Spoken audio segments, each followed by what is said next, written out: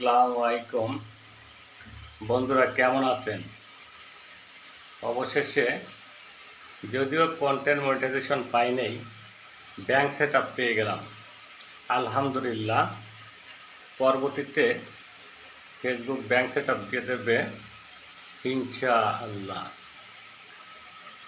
এখন মুরগি রান্না করতেছি, ব্যাচেলার জীবন।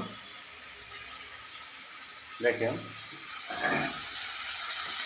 মুরগি রান্না করতেছি। বন্ধুরা, সবাইকে দাওয়াত।